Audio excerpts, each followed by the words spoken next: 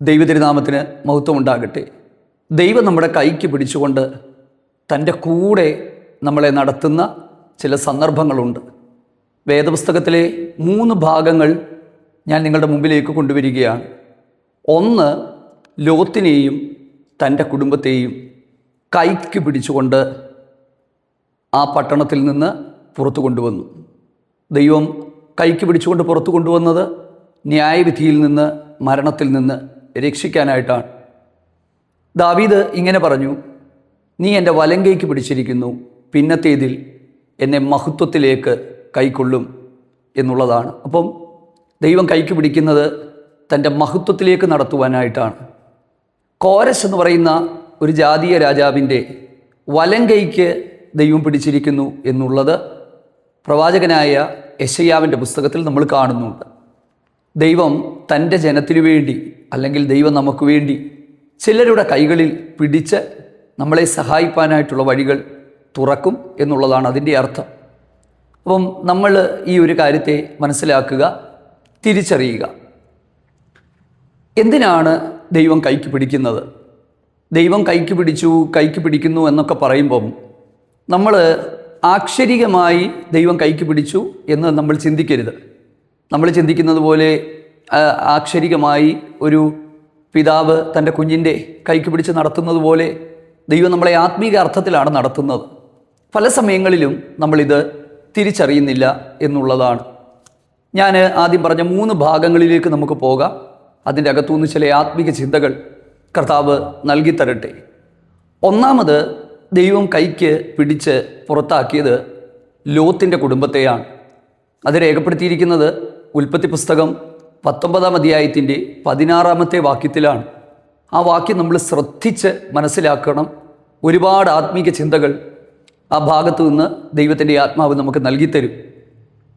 അവർ താമസിച്ചപ്പോൾ യഹോവ അവനോട് കരുണ കാണിച്ച് ലോത്തിനെയും ഭാര്യയെയും 2 പെൺകുഞ്ഞുങ്ങളുടെയും കൈക്ക് പിടിച്ച് അവരെ പട്ടണത്തിൽ നിന്ന് പുറത്താക്കി. ഇവിടെ കൈക്ക് പിടിച്ചത് ദൈവദൂതന്മാരാണ്, 2 പേർ. സംഭവം എന്താണെന്ന് നമുക്ക് നന്നായിട്ടറിയാം. ഒരാളുടെ കൈക്ക് പിടിച്ചു എന്നല്ല, വ്യക്തമായി എഴുതിയിരിക്കുന്നു, ആ പുരുഷന്മാർ അവനെയും ഭാര്യയെയും 2 പെൺമക്കളുടെയും കൈക്ക് പിടിച്ച് പട്ടണത്തിന് പുറത്തു കൊണ്ടുപോയി ആക്കി. എന്താണ് സംഭവം? ഞാൻ പറഞ്ഞു, ദൈവം ചില സമയങ്ങളിൽ നമ്മുടെ കൈക്ക് പിടിക്കുന്നത് ആസന്നമായ ന്യായവിധിയിൽ നിന്നും അനർത്ഥങ്ങളിൽ നിന്നും നമ്മളെ രക്ഷിക്കാനാണ്. പക്ഷേ ഇവിടെ നമ്മൾ ഗൗരവമായി മനസ്സിലാക്കേണ്ടുന്ന ഒരു കാര്യമുണ്ട്. എന്തുകൊണ്ടാണ് ലോത്തിൻ്റെ ഭാര്യയെ ഓർത്തുകൊള്ളാൻ കർത്താവ് പറഞ്ഞത്? ലോത്തിൻ്റെ ഭാര്യ ഒന്ന് പിന്നോക്കം തിരിഞ്ഞു നോക്കിയപ്പോൾ ഉപ്പുതൂണായിപ്പോയി എന്നാണല്ലോ നമ്മൾ കാണുന്നത്. ഞാൻ കഴിഞ്ഞ ദിവസങ്ങളിലൊക്കെ ആ വേദഭാഗം വായിക്കുകയും ധ്യാനിക്കുകയും ഒക്കെ ചെയ്തപ്പോൾ എൻ്റെ മനസ്സിലേക്ക് വന്ന ഒരു ചിന്ത, കർത്താവേ, ഈ ഉപ്പുതൂണായി പോകാൻ തക്കവണ്ണമുള്ള എന്തൊരു തെറ്റാണ് ലോത്തിൻ്റെ ഭാര്യ ചെയ്തത്. അത്രയ്ക്ക് വലിയ കഠിനമായ ഒരു ശിക്ഷാവിധി ലോത്തിൻ്റെ ഭാര്യയ്ക്ക് കൊടുക്കണമായിരുന്നു. നമ്മുടെ എല്ലാം മനസ്സിൽ സാധാരണമായിട്ട് ഉണ്ടാകാൻ സാധ്യതയുള്ള ഒരു ചോദ്യമാണത്, തീർച്ചയായിട്ടും. പക്ഷേ ആ ഭാഗം ധ്യാനിച്ചപ്പോൾ ശരിക്കും എനിക്കൊരു ഭയം തന്നെ എൻ്റെ മനസ്സിൻ്റെ അകത്തുണ്ടായി. എന്താണെന്ന് ഞാൻ നിങ്ങളോട് പറയാം. ഞാൻ ഇതിനു മുമ്പ് പല പ്രാവശ്യവും സോദോം ഗോമോറ പട്ടണത്തിൽ ഉണ്ടായ ദൈവിക ന്യായവിധിയെക്കുറിച്ച് നിങ്ങളോട് പറഞ്ഞിട്ടുണ്ട്. ഉൽപ്പത്തി പുസ്തകം 18-ാം അധ്യായത്തിൽ അബ്രഹാമിൻ്റെ വീട്ടിൽ യഹോവയാം ദൈവം എത്തിയത് വാഗ്ദത്തം നിവർത്തിക്കാനായിട്ടാണ്. ചില കാര്യങ്ങൾ താമസിക്കുന്നു എന്ന് തോന്നിയാലും നമ്മൾ വിശ്വസ്തയോടെ ദൈവം മുമ്പിൽ ജീവിച്ചാൽ ദൈവത്തിൻ്റെ സമയത്ത് കർത്താവ് അതിനുള്ള മറുപടി നമുക്ക് തരും. ഇന്നത്തെ കഷ്ടതകളും ഇന്നത്തെ വേദനകളും ഇന്നത്തെ ഭാരങ്ങളുമൊക്കെ ചില ചോദ്യങ്ങളായി നമ്മുടെ മനസ്സിൽ നിൽക്കുമ്പോൾ ദൈവത്തിന് എല്ലാത്തിനും അതിൻ്റെ സമയമുണ്ട്. പരമാർത്ഥതയോടെ ദൈവത്തെ സേവിച്ച ദൈവഭക്തന്മാർക്കെല്ലാം അതാതിൻ്റെ സമയത്ത് വേണ്ടതെല്ലാം ദൈവം കൊടുത്തിട്ടുണ്ട്. കഷ്ടതകളും വേദനകളും പ്രയാസങ്ങളും ഒക്കെ ഉണ്ടെങ്കിലും. പക്ഷേ ഉൽപ്പത്തി പുസ്തകം 19-ലേക്ക് വരുമ്പോൾ ആ 2 പുരുഷന്മാർ ആ പട്ടണത്തിലേക്ക് ചെന്നു എന്നാണ് എഴുതിയിരിക്കുന്നത്. ഉൽപ്പത്തി പുസ്തകം 19-ാം അധ്യായത്തിൽ സോദോം ഗോമോറ പട്ടണത്തിലേക്ക് ഈ 2 ദൈവദൂതന്മാർ എത്തിയതിന് ശേഷമുള്ള ലോത്തിൻ്റെ കുടുംബവുമായിട്ടുള്ള സംഭാഷണം നമ്മൾ ശ്രദ്ധിച്ചാൽ യഹോവ പറഞ്ഞു എന്നല്ല അവിടെ എഴുതിയിരിക്കുന്നത്. അവിടെ ആവർത്തിച്ച് എഴുതിയിരിക്കുന്നത് ആ പുരുഷന്മാർ. അതിൻ്റെ അർത്ഥം യഹോവയാം ദൈവം അവിടെ കയറിയില്ല, തൻ്റെ ദൂതന്മാരെ മാത്രമാണ് അയച്ചത്. അതിൻ്റെ കാരണം ഞാൻ പറഞ്ഞിട്ടുണ്ട്. ദൈവം വിശുദ്ധനായതുകൊണ്ട് പാപമുള്ള ഇടത്ത് ദൈവം പ്രവേശിക്കാത്തതുകൊണ്ട് സോദോം ഗോമോറ എന്ന് പറയുന്ന പട്ടണത്തിൽ അവിടുന്ന് പ്രവേശിച്ചില്ല എന്ന് നമുക്ക് ന്യായമായി ചിന്തിക്കാം. പിന്നീട് നമ്മൾ കാണുന്നത് ആ ദൂതന്മാരെയാണ്. നമ്മൾ ആ ഒരു സ്ഥലത്ത് നിന്നു പോകാത്ത അല്ലെങ്കിൽ നിലയ്ക്കാത്ത ഒരു ദൈവ കരുണയുടെ പ്രവാഹത്തെ നമുക്ക് കാണാനായിട്ട് പറ്റും. എന്താണ്? ആ പട്ടണത്തെ നശിപ്പിക്കുവാൻ പോകുമ്പോൾ ലോത്തിനെയും തൻ്റെ കുടുംബത്തെയും രക്ഷിക്കുവാൻ തക്കവണ്ണമുള്ള ദൈവ കരുണ, അതായത് ആവർത്തിച്ച് അല്ലെങ്കിൽ നിലയ്ക്കാത്ത ഒരു ദൈവകരുണ നമുക്ക് കാണാൻ പറ്റും. കാരണം സന്ധ്യയിൽ ലോത്തിനോട് പറയുകയാണ്, നിൻ്റെ പുത്രന്മാരോ നിൻ്റെ പുത്രിമാരോ നിനക്കാരെങ്കിലും ബന്ധുക്കളോ ഒക്കെ ഇവിടെ ഉണ്ടെങ്കിൽ ഈ പട്ടണം വിട്ടു പോകാനായിട്ട് അവരോടുകൂടെ നീ പറയുക. അപ്പം ശരിക്കും ദൈവം തൻ്റെ മക്കളെ ന്യായവിധിയിൽ നിന്ന് ഒഴിപ്പിക്കാൻ ആഗ്രഹിക്കുകയാണ്, അല്ലെങ്കിൽ ഒഴിഞ്ഞു പോകാൻ ആഗ്രഹിക്കുകയാണ്. ഞാനും നിങ്ങളും ഒക്കെ എന്താ പറയുന്നത്, ഈ ദൈവകരുണ അനുഭവിച്ചവരാണ്. പക്ഷെ നമ്മളൊരു കാര്യം മനസ്സിലാക്കണം, ദൈവത്തിൻ്റെ കരുണ എല്ലായ്പ്പോഴും തുടരണം എന്നില്ല. നമ്മുടെ പല അനുസരണക്കേടുകളും ദൈവത്തിൻ്റെ കരുണയെ കെടുത്തിക്കളയുന്നതാണ്. ഞാനത് പറയുമ്പോൾ നിങ്ങൾക്കത് മനസ്സിലാകും. ലോത്തിൻ്റെ പുത്രിമാർ ആ പട്ടണത്തിലുള്ള ചെറുപ്പക്കാരെ വിവാഹം ചെയ്യാനായിട്ടാണ് ഇരുന്നത്. അപ്പോൾ ലോത്ത് അവരെയൊക്കെ അറിയിച്ചു കാണും. കാരണം അവിടെ എഴുതിയിരിക്കുന്നത് പട്ടണത്തെ നശിപ്പിക്കാൻ പോകുന്നുവെന്ന് ദൈവം പറയുന്നുവെന്ന് കേട്ടപ്പോൾ കളി പറയുന്നുവെന്നാണ് തോന്നിയത്. ഇന്നും കർത്താവ് വരാൻ പോകുന്നു, ന്യായവിധി വരാൻ പോകുന്നു എന്നൊക്കെ പറയുമ്പം ആൾക്കാർ പറയുന്നത് കളി പറയുന്നു എന്നുള്ളതാണ്. ഞങ്ങളൊക്കെ തെരുവുകളിലൊക്കെ നിന്നുകൊണ്ട് കർത്താവിനെ കുറിച്ച് വിളിച്ചു പറയുന്നവരാണ്. അപ്പം ശരിക്കും നമ്മളൊരു കാര്യം മനസ്സിലാക്കണം, വാണിങ്ങുകൾ കൊടുക്കാതെ ദൈവം ഒരു കാര്യവും ചെയ്യത്തില്ല. എന്ത് കാര്യത്തിനു മുമ്പും ദൈവം ചില വാണിങ്ങുകൾ തരും. ഞാൻ ഇന്നലെ സാക്ഷ്യത്തിൽ ഞാൻ പറഞ്ഞിരുന്നല്ലോ നിങ്ങളുമായിട്ട്, ശരിക്കും ദൈവം നമുക്ക് തരുന്ന വാണിങ്ങുകളെ നമ്മൾ അവഗണിക്കരുത്. നമ്മുടെ ആത്മീക ജീവിതം ഗൗരവമുള്ളതായിരിക്കണം. ശരിക്കും നമ്മൾ ദൈവവചനം പഠിച്ചാൽ എല്ലായിടത്തും ദൈവം കൊടുക്കുന്ന വാണിങ്ങുകളെ നമുക്ക് കാണാനായിട്ട് പറ്റും. മാനസാന്തരത്തിനുള്ള സമയം തരുന്നത് മനസ്സിലാക്കാനായിട്ട് പറ്റും, ഇല്ലേ? വെളിപ്പാട് പുസ്തകം 11-12 അധ്യായങ്ങളിലേക്കൊക്കെ വരുമ്പോൾ എതിർ ക്രിസ്തുവിൻ്റെ ഭരണകാലത്ത് പോലും 1260 ദിവസം ഭൂവാസികളോടൊക്കെ പ്രവചിക്കുന്ന 2 ശുശ്രൂഷകന്മാരെ നമുക്ക് കാണാനായിട്ട് പറ്റും. അവരെക്കുറിച്ച് പറയുന്നത് അവരുടെ സാക്ഷ്യം തികച്ച ശേഷം. അപ്പം ഭയങ്കരമായ ഭരണം ഇവിടെ നടക്കുമ്പോഴും ദൈവത്തിൻ്റെ സാക്ഷികളായി നിൽക്കുന്നവരെ നമുക്ക് കാണാനായിട്ട് പറ്റും. അപ്പം വാണിങ്ങൾ ദൈവം ഇങ്ങനെ കൊടുത്തുകൊണ്ടിരിക്കുകയാണ്. അതാണ് ശരിക്കും ദൈവത്തിൻ്റെ കരുണയെന്ന് പറയുന്നത്. പക്ഷെ ദൈവത്തിൻ്റെ കരുണയ്ക്ക് നമ്മൾ വിലയിടരുത്. ദൈവത്തിൻ്റെ കരുണയെയും കൃപയും നമ്മൾ അവഗണിക്കരുത്. അപ്പോൾ അവർ കളി പറയുന്നു എന്ന് പറഞ്ഞു. പിറ്റേ ദിവസം രാവിലെ സംഭവിച്ചത് എന്താണെന്നറിയാമോ? ഉഷസ്സായപ്പോൾ, അതായത് നേരം പുലർന്നപ്പോൾ ലോത്തിൻ്റെ കുടുംബത്തെ ഈ പുരുഷന്മാർ ബന്ധപ്പെടുത്തി ഇറങ്ങിപ്പോകാൻ പറഞ്ഞു. പക്ഷെ പോകുന്നില്ല. പല സമയത്ത് ഞാനും നിങ്ങളും അങ്ങനെയാണ്. ദൈവം പറയുന്ന കാര്യങ്ങളെക്കാൾ മറ്റു പലതിനും നമ്മൾ വില കൊടുക്കുകയാണ്. അപ്പം അത് എന്താണ് കാരണമെന്ന് ചോദിച്ചാൽ, ഇവർ ശരിക്കും പറഞ്ഞാൽ ഈ സോദോം ഗോമോറ പട്ടണത്തിൽ ഇവരുടെ വേര് പിടിച്ചു പോയി. സത്യമല്ലേ? നമ്മളും പല സമയത്തും പലതിലും നമ്മുടെ വേര് പിടിച്ച് കിടക്കുകയാണ്. അപ്പം ഉഷസായപ്പോൾ എന്ത് ചെയ്തു? ഇറങ്ങാൻ പറഞ്ഞു. ഇറങ്ങുന്നില്ല. ഞാൻ ആ പറഞ്ഞ വാക്യത്തിലേക്ക് വരുമ്പോൾ, 16-ാമത്തെ വാക്യത്തിലേക്ക് വരുമ്പോൾ, യഹോവ അവർ താമസിക്കുന്നു എന്ന് കണ്ടപ്പോൾ യഹോവ അവരോട് കരുണ കാണിച്ച് കൈക്ക് പിടിച്ച് പട്ടണത്തിന് പുറത്തു കൊണ്ടുപോയി. കണ്ടോ, ദൈവത്തിൻ്റെ കരുണയാണത്. ഇറങ്ങിക്കോളാൻ പറഞ്ഞു, കൈക്ക് പിടിച്ചു, പുറത്തേക്ക് കൊണ്ടുപോയി. എന്നിട്ട് അടുത്ത വാക്യങ്ങളിൽ പറയുന്നൊരു കാര്യമുണ്ട്, നീ അവിടെ ചെല്ലുവോളം എനിക്കൊന്നും ചെയ്യുവാൻ കഴിയത്തില്ല. എൻ്റെ പ്രിയപ്പെട്ടവരെ, ഞാൻ വിശ്വസിക്കുന്ന ഒരു കാര്യമുണ്ട്. വാസ്തവമായും ദൈവത്തെ സേവിച്ച് ദൈവത്തിൻ്റെ പാതകളിൽ നടക്കുന്ന ഒരു ദൈവ പൈതൽ, അവൻ ഇരിക്കുന്ന ഇടത്ത് ദൈവത്തിന് ഒരിക്കലും ന്യായം വിധിക്കാൻ പറ്റില്ല. തൻ്റെ ഭക്തന്മാരെ തീർച്ചയായിട്ടും അവിടുന്ന് എടുത്തു മാറ്റുമെന്നുള്ളത് സത്യമാണ്. ദൈവത്തിന് സ്തോത്രം.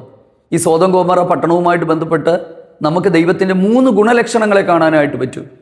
ദൈവത്തിൻ്റെ വിശുദ്ധി നിമിത്തമാണ് ദൈവം ആ പട്ടണത്തിൽ പ്രവേശിക്കാതെ ഇരുന്നത്.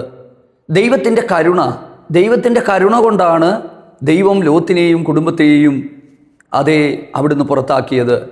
ദൈവത്തിൻ്റെ നീതി, ദൈവത്തിൻ്റെ നീതി കൊണ്ടാണ് ദൈവം ആ പട്ടണത്തെ, പാപം ചെയ്ത പട്ടണത്തെ ന്യായം വിധിച്ചത്. ഇനി നമ്മൾ ശ്രദ്ധിക്കേണ്ട ഒരു കാര്യമെന്ന് പറയുന്നത്, ദൈവം എന്തിനാണ്, ദൈവദൂതന്മാർ എന്തിനാണ് അവരുടെ കരം പിടിച്ചത്? ആ പട്ടണത്തോടൊപ്പം നശിക്കാതിരിക്കാനാണ്. പക്ഷേ ദുഃഖകരമെന്ന് പറയട്ടെ, ആ പട്ടണത്തിൽ നിന്ന് പുറത്താക്കിയിട്ട് അവരോട് പറയുകയാണ്, തിരിഞ്ഞു നോക്കരുത്, ഈ പ്രദേശത്തെങ്ങ് നിൽക്കരുത്. പക്ഷെ കുറച്ച് കഴിഞ്ഞപ്പോൾ ലോത്തിൻ്റെ ഭാര്യ തിരിഞ്ഞു നോക്കി എന്നുള്ളതാണ്. പക്ഷെ അവിടെ എഴുതിയിരിക്കുന്ന ഒരു ഭാഗം ഞാൻ വായിച്ചപ്പോൾ ലോത്തിൻ്റെ ഭാര്യ പിന്നിൽ നിന്ന് നോക്കി തിരിഞ്ഞു നോക്കി എന്നാണ്. പിന്നിൽ നിന്ന് തിരിഞ്ഞു നോക്കി. അപ്പോൾ എനിക്ക് തോന്നുന്നത് ലോത്ത് വേഗത്തിൽ ഓടിക്കാണും. ഈ സിസ്റ്റർ കുറച്ചുകൂടെ താമസിച്ച് പോയി. അപ്പം തിരിഞ്ഞു നോക്കി എന്ന് പറഞ്ഞാൽ എന്താണ് അതിൻ്റെ അർത്ഥം? അവരുടെ ഹൃദയം മുഴുവനും ആ സോതോമിൻ്റെ അകത്തായിരുന്നു, ഇല്ലേ? കണ്ണുകൊണ്ട് സോതോം നോക്കിയതല്ല തെറ്റ്, ഹൃദയം സോതോമിലായിരുന്നു. എൻ്റെ പ്രിയപ്പെട്ടവരെ, ദൈവം വെറുക്കുന്നതിനെ നമ്മൾ വെറുക്കണം. ദൈവം വേണ്ട എന്ന് പറയുന്നതിനെ നമ്മൾക്ക് വേണ്ടാതാകണം. ഞാൻ 10-15 വർഷങ്ങൾക്ക് മുമ്പ് ഞാൻ പല വീഡിയോയിലും ഞാൻ പറഞ്ഞിട്ടുണ്ട്, ഞാൻ സിനിമ കാണൽ നിർത്തിയ ഒരാളാണ്.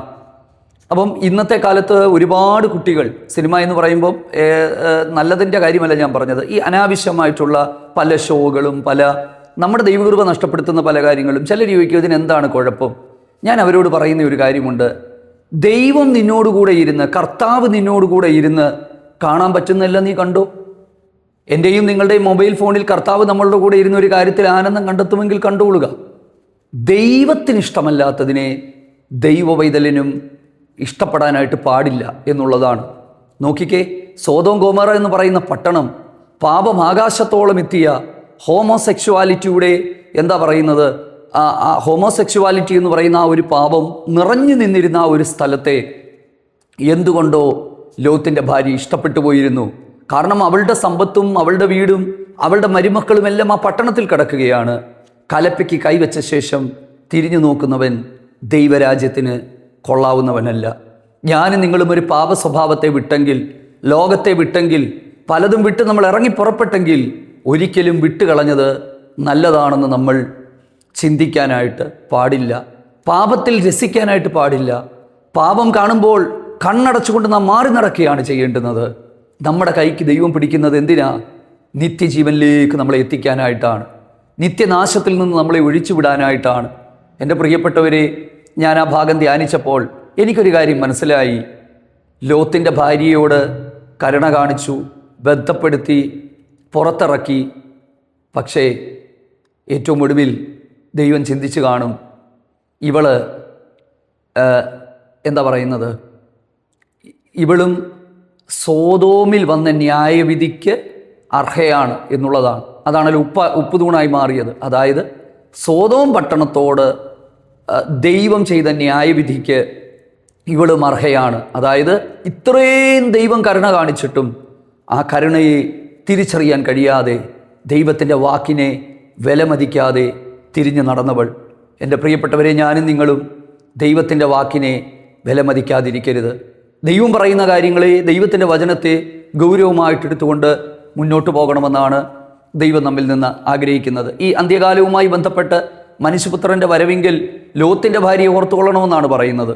അതായത് ആർക്കും ഒരുങ്ങാനോ എന്താ പറയുന്നത്, ഒന്ന് തിരിയാനോ പോലും സമയം കിട്ടത്തില്ല. പെട്ടെന്ന് ന്യായവിധി ഉണ്ടാകുമെന്നാണ്. ഞാൻ പറയട്ടെ, കർത്താവിൻ്റെ വരവ് പെട്ടെന്നാണ് സംഭവിക്കുന്നത്. നമ്മൾ പ്രതീക്ഷിക്കാത്ത സമയത്ത് അപ്രതീക്ഷിതമായി അത് സംഭവിക്കുമ്പോൾ ഒരുങ്ങാൻ നമുക്ക് സമയം കിട്ടത്തില്ല. ലോകം നമ്മുടെ അകത്തുണ്ടാകരുത്, സോദം നമ്മുടെ ഉള്ളിലുണ്ടാകരുത്, ലോകത്തോടുള്ള ആഗ്രഹങ്ങൾ നമ്മുടെ അകത്തുണ്ടാകരുത്. നമ്മുടെ അകത്തെ മനുഷ്യൻ ശക്തിപ്പെടുക എന്നുള്ളതാണ്. രണ്ടാമത്തേത് സങ്കീർത്തനം 73-ന്റെ 23-ാമത്തെ വാക്യത്തിലേക്ക് വരുമ്പോൾ ദാവീദ് പറയുകയാണ്, നീ എൻ്റെ വലം കൈക്ക് പിടിച്ചിരിക്കുന്നു, പിന്നത്തേതിൽ നീ എന്നെ മഹത്വത്തിലേക്ക് അതേ ചേർത്തുകൊള്ളും എന്നുള്ളതാണ്. എന്താണ് അതിൻ്റെ അർത്ഥമെന്ന് പറയുന്നത്? ഈ 73-ാം സങ്കീർത്തനം പഠിക്കുമ്പോൾ ആ ഒരു സങ്കീർത്തനം മുഴുവനും ദാവീദിൻ്റെ ദൈവ മുമ്പിലുള്ള ചില ചോദ്യങ്ങളാണ്. ഒത്തിരി കഷ്ടതയിലൂടെ ദൈവമനുഷ്യൻ കടന്നുപോയി. ഒരുപാട് ചോദ്യങ്ങൾ. ദുഷ്ടന്മാർ നന്നായിരിക്കുന്നു, തടിച്ച് കൊഴുത്തിരിക്കുന്നു, അവർക്ക് വേദനയൊന്നുമില്ല, അവർക്കൊരു കുഴപ്പവുമില്ല, പ്രാർത്ഥിക്കുന്നവനാണ് കുഴപ്പം, ദൈവത്തെ സേവിക്കുന്നവനാണ് കുഴപ്പം. ഇങ്ങനെ ഒരുപാട് ചോദ്യങ്ങൾ തൻ്റെ മനസ്സിൻ്റെ ഉള്ളിലേക്ക് കയറി. അങ്ങനെ ഏറ്റവും ഒടുവിൽ താൻ ദൈവസന്നിധിയിൽ തൻ്റെ ചോദ്യങ്ങൾക്കുള്ള ഉത്തരം കിട്ടാനായിട്ട് പോയി. ഞാൻ പറയട്ടെ, നമ്മൾ ദൈവം മുമ്പിൽ ഇരുന്നാൽ നമ്മുടെ ചോദ്യത്തിന് ദൈവം തീർച്ചയായും നമുക്ക് ഉത്തരം നൽകിത്തരും. അങ്ങനെ ഉള്ള ചോദ്യവുമായിട്ട് അദ്ദേഹം ദൈവസന്നിധിയിലേക്ക് ചെന്നു. 73-ന്റെ 22-ാമത്തെ വാക്യത്തിൽ പറയുകയാണ്, ഞാൻ പൊട്ടനും ഒന്നും അറിയാത്തവനുമായിരുന്നു, അങ്ങയുടെ മുമ്പിൽ ഞാൻ മൃഗം പോലെയായിരുന്നു. എൻ്റെ പ്രിയപ്പെട്ടവരെ, ചില സാഹചര്യങ്ങളിൽ നമ്മൾ പൊട്ടരെ പോലെയാകും, ചില സാഹചര്യങ്ങളിൽ നമ്മൾ മൃഗത്തെ പോലെയാകും. ഞാൻ ചില സമയത്ത് ദൈവത്തോട് പറയാറുണ്ട്, കർത്താവേ, അങ്ങേ കൂടാതെ ഒരു ജീവിതം എന്ന് പറയുന്നത് ഞങ്ങൾക്ക് കഴിയില്ല. സത്യമല്ലേ? ഇടയൻ്റെ കണ്ണുകളിലേക്കാണ് എല്ലായ്പ്പോഴും ആടുകളുടെ നോട്ടം. കാരണം ഇടയൻ എന്താണ് പറയുന്നത്? ഒരു നിമിഷം പോലും ദൈവത്തെ കൂടാതെ ഒരു ദൈവവേദനയിൽ ജീവിക്കാനാകുമോ? ഒരിക്കലും ആകത്തില്ല. ദൈവത്തിന് സ്തോത്രം. ദാവീദ് പറയുക, ഞാൻ പൊട്ടനെ പോലെ, ഞാൻ ഒന്നും അറിയാത്തൊരു മൃഗത്തെ പോലെ, അതെ, ഞാൻ നിൻ്റെ മുമ്പിലായിരുന്നു. പക്ഷേ എനിക്കൊരു പ്രത്യാശയുണ്ട്. 23-ാമത്തെ വാക്യം, എന്നിട്ടും ഞാൻ എപ്പോഴും അങ്ങയുടെ അടുക്കലിരിക്കുകയാണ്. ഈ ഒരു കാര്യം നമുക്കൊന്ന് ഉറപ്പിക്കാൻ പറ്റുമോ? നമുക്കൊരു തീരുമാനത്തിലേക്ക് വരാം. നമ്മൾ കർത്താവിൻ്റെ സന്നിധിയിലാണോ ഇരിക്കുന്നത്? ദൈവത്തിന് സ്തോത്രം. നീ എന്നെ വലങ്കൈക്ക് പിടിച്ചിരിക്കുന്നു. ശരിക്കും ദൈവം നമ്മുടെ വലങ്കൈക്ക് പിടിക്കണമെങ്കിൽ നമ്മുടെ കൈ ദൈവത്തിൻ്റെ കയ്യിലായിരിക്കണം. പല ആൾക്കാരും ദൈവം എൻ്റെ കൈക്ക് പിടിക്കട്ടെ എന്നാണ് പറയുന്നത്. പക്ഷേ അവരിരിക്കാൻ തയ്യാറാകുന്നില്ല, അവർ ദൈവം മുമ്പിലേക്ക് ചെല്ലുന്നില്ല, ദൈവത്തോടുള്ള കൂട്ടായ്മയിൽ നടക്കാനായിട്ട് അവർക്ക് കഴിയുന്നില്ല. നമ്മുടെ അറിവും നമ്മുടെ എന്താ പറയുന്നത് തലക്കനവും നമ്മുടെ എന്തൊക്കെയോ ഉണ്ടെന്നുള്ള ചില ധാരണകളുമൊക്കെ നമ്മൾ മാറ്റിവെച്ചിട്ട് നമ്മൾ ദൈവം മുമ്പിൽ ചെന്നിരിക്കുമ്പോൾ സങ്കീർത്തനക്കാരൻ പറയുകയാ, ആമേൻ, ഞാൻ ഒന്നും അറിയാത്തവനായിട്ടിരിക്കുമ്പോഴും അവിടുന്ന് എൻ്റെ വലങ്കൈ പിടിച്ചിരിക്കുകയാണ്. വലങ്കൈ പിടിച്ച് എവിടോട്ടാണ് നടത്തുന്നതെന്നറിയാമോ? നിൻ്റെ ആലോചനയാൽ നീ എന്നെ നടത്തും, പിന്നത്തേതിൽ മഹത്വത്തിലേക്ക് എന്നെ കൈക്കൊള്ളും. ശരിക്കും നമ്മുടെ ക്രിസ്തീയ ജീവിതം എന്ന് പറയുന്നത് ഇതാണ്. എന്താ?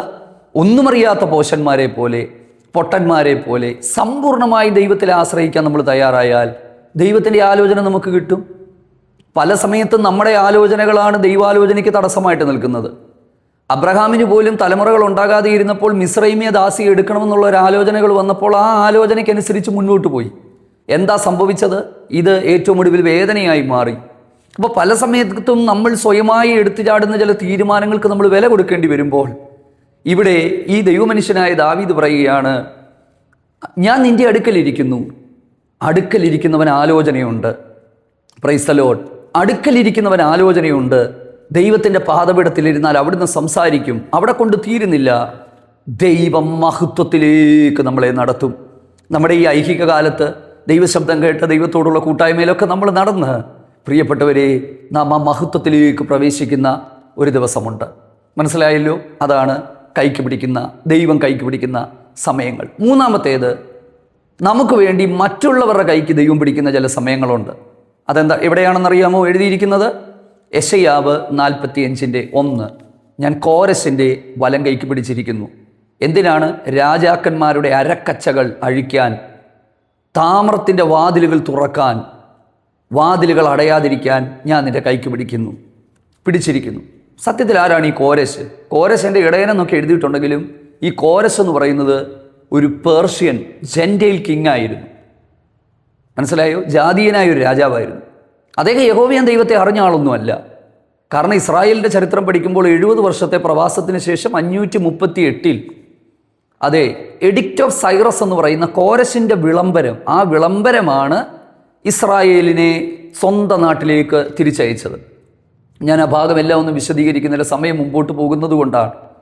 അപ്പം ഒരിക്കലും സ്വാതന്ത്ര്യമില്ലാതെ കടന്ന, ഒരിക്കലും സ്വന്തം നാട്ടിലേക്ക് പോകാൻ അനുവാദമില്ലാതെ കടന്നവർക്ക് വേണ്ടി അതെ ഒരു വലിയ അനുവാദം ദൈവം കൊടുത്തത്, ഒരു വിളംബരം ദൈവം പുറപ്പെടുവിച്ചത് കോരശിലൂടെയാണ്. കോരശ് എന്ന് പറയുന്ന ഒരു വ്യക്തിയെ ദൈവം എഴുന്നേൽപ്പിച്ച് ഒരു ഭരണമാറ്റം ദൈവം നടത്തി. ബാബിലോൺ എന്ന് പറയുന്ന സുവർണ ആ ഒരു എന്താ പറയുന്നത് ഭരണ സംവിധാനത്തെ ദൈവം താഴെയിട്ട്, ദൈവത്തിന് സ്തോത്രം, മറ്റൊരു ഭരണാധികാരി ആ സ്ഥാനത്താക്കി തൻ്റെ ജനത്തെ ദൈവം മടക്കി ഇസ്രായേലിലേക്ക് അയച്ചെങ്കിൽ ഇന്നും ഞാൻ പറയുകയാണ്, ദൈവത്താൽ തിരഞ്ഞെടുക്കപ്പെട്ടവന് വേണ്ടി, ദൈവത്തിന് വേണ്ടി നിലനിൽക്കുന്നവന് വേണ്ടി, ആമേൻ, ദൈവത്തെ അറിയാത്തവനെ ഉപയോഗിക്കുന്ന ദൈവമാണ്. ഒത്തിരി അനുഭവങ്ങൾ ഞാൻ പലരുടേത് കേട്ടിട്ടുണ്ട്, ഞാൻ കണ്ടിട്ടുണ്ട്. ദൈവത്തിന് സ്തോത്രം. ദൈവത്തെ അറിയാത്തവരെ ദൈവം തൻ്റെ മഹത്വത്തിന് വേണ്ടി ഉപയോഗിക്കുക. ഞാൻ ഒരിക്കൽ പറഞ്ഞിട്ടുണ്ട്, ഞങ്ങൾ സുവിശേഷ വേലയുമായി ഞങ്ങൾ തമിഴ്നാട്ടിലൊരു സ്ഥലത്ത് പോയപ്പോൾ അവിടെ പോലീസ് ഞങ്ങളെ പിടികൂടി. സുവിശേഷ വിരോധികൾ ഞങ്ങളെ പോലീസ് സ്റ്റേഷനിലാക്കിയപ്പോൾ ആ പോലീസ് സ്റ്റേഷനിലെ ഒരു SI, ഒരു ലേഡി SI, ആ തമിഴ്നാട്ടുകാരിയാണ്, യേശുവിനെ അറിഞ്ഞൊന്നുമല്ല. അവരാണ് ഞങ്ങളെ രക്ഷിക്കാനായിട്ട് മുന്നിൽ നിന്നത്. അപ്പോൾ എനിക്കൊരു കാര്യം മനസ്സിലായി, ദൈവത്തിൻ്റെ വിളിയും പദ്ധതിയും നമ്മളിലുണ്ടെങ്കിൽ അറിയാത്തവരെ പോലും ദൈവം കൈക്ക് പിടിച്ച് നമുക്ക് വേണ്ടി നിർത്തും. ഹല്ലേലൂയ. ഈ 3 കാര്യങ്ങൾ നമ്മുടെ മനസ്സിലിരിക്കട്ടെ. നമ്മുടെ കൈക്ക് പിടിക്കുന്ന കർത്താവ് ഈ തലമുറയിലും ദൈവം നമ്മുടെ കൈക്ക് പിടിച്ചിരിക്കുകയാണ്, നമ്മൾ അറിയുന്നില്ല. ഞാൻ ആദ്യമേ പറഞ്ഞത് വീണ്ടും പറയുന്നു, ആക്ഷരികമായി നമ്മുടെ കൈക്ക് ദൈവം പിടിച്ചിരിക്കുന്നു എന്നുള്ളതല്ല. ആത്മീക അർത്ഥത്തിൽ ഒരു ദൈവപൈതലിൻ്റെ വലങ്കൈ ദൈവം പിടിച്ചിരിക്കുകയാണ്. ആമേൻ. അതനുഭവിക്കാനായിട്ട് ആർക്കെങ്കിലും കഴിയാതിരിക്കുന്നെങ്കിൽ ഒരു നിമിഷം കർത്താവിനോട് പറയുമോ, ദൈവമേ, കർത്താവേ, എൻ്റെ കൈക്ക് അവിടുന്ന് പിടിക്കണമേ, അങ്ങയുടെ ആലോചനകളിലൂടെ എന്നെ നടത്തണമേ. ആ ലോത്തിൻ്റെ ഭാര്യയ്ക്ക് സംഭവിച്ചത് ഞങ്ങൾക്ക് സംഭവിക്കരുത്. ദൈവം വേണ്ട എന്ന് പറയുന്നത് ഞങ്ങൾക്ക് വേണ്ട. സോദോമിനെയും ഈ പാപത്തെയും ഒന്നും ഞങ്ങൾ ഇഷ്ടപ്പെടാതെ ഞങ്ങളുടെ കാഴ്ചപ്പാട് നിത്യതയിലേക്കും ഞങ്ങളെ വിളിച്ച വിളിയിലേക്കും ആമേനായിത്തീരുവാൻ, സ്വർഗീയമായതിനെ നോക്കി യാത്ര ചെയ്യുവാൻ കർത്താവെ ഞങ്ങൾക്ക് കൃപ നൽകണമേ. ദൈവം നമ്മെ സഹായിച്ച് വഴി നടത്തട്ടെ. നമ്മുടെ കാഴ്ചപ്പാടുകൾ ശരിയായ ദിശയിലാകട്ടെ. ആമേൻ. God bless U.